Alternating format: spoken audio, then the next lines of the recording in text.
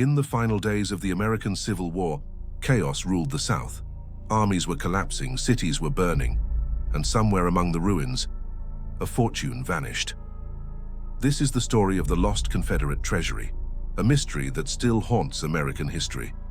April 1865, Richmond, the capital of the Confederacy, falls to Union forces. President Jefferson Davis and his cabinet flee south, desperate to escape capture. But they don't travel alone. With them is a heavily guarded convoy, carrying millions of dollars in gold, silver, and jewels, the entire treasury of the dying Confederate government. That gold represented everything the Confederacy had left: its hope, its power, and its secrets.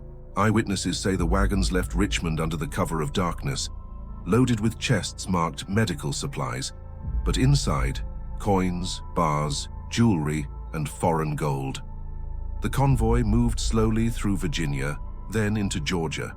Union scouts were everywhere. The Confederates split into smaller groups to avoid detection. As the days passed, no one recorded exactly where the treasure went. No official manifest, no orders, no survivors willing to tell. By May 1865, the war was over. Jefferson Davis was captured by Union troops in Georgia, but when Union officers opened his wagons, the gold was gone. Not a single chest, no record, nothing but rumors. Immediately, stories began to spread.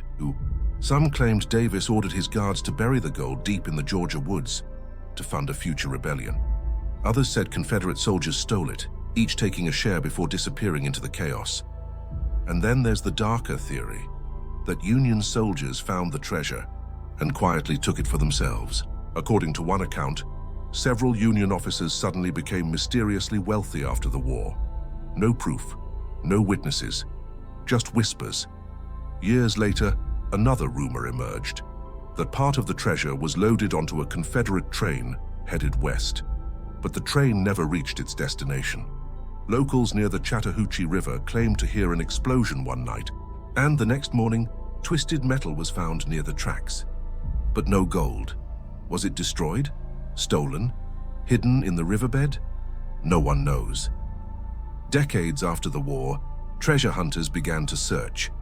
From Virginia to Alabama, people dug through forests, wells, and riverbanks, chasing ghost stories. Some claimed to find Confederate coins in unexpected places. Others found buried chests of silver, too small to be the real hoard, but enough to keep the legend alive.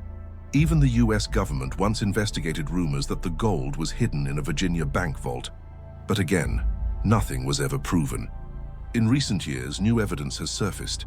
Metal detectors and ground-penetrating radar have found metallic anomalies near old Confederate routes. Local historians believe at least 3 separate shipments of treasure were hidden across Georgia and Alabama. But every time a dig begins, the trail ends in mystery. Sometimes it's private land, sometimes it's destroyed records, and sometimes locals warn that gold is cursed. Legends say that anyone who finds the Confederate gold meets misfortune. In the 1930s, one group claimed to have found part of the treasure, but within months their camp burned to the ground. In another case, 2 men who claimed to know the location vanished without trace. Coincidence? Or something guarding the treasure? Before his death in 1902, a former Confederate guard allegedly confessed to hiding part of the gold under the roots of a giant oak near Irwinville, Georgia. Treasure hunters searched for years and even found an ancient oak, but under it, only soil and bones. No gold. More than a century and a half later, the mystery still remains. No official record has ever been found. No verified discovery of the full treasury has ever been made. If the Confederate gold truly existed, it's either long stolen or still buried beneath the southern soil, waiting for someone brave enough to uncover it. And maybe it was never meant to be found. History forgets many things, but gold leaves a shadow. Somewhere in the American South, that shadow still glitters.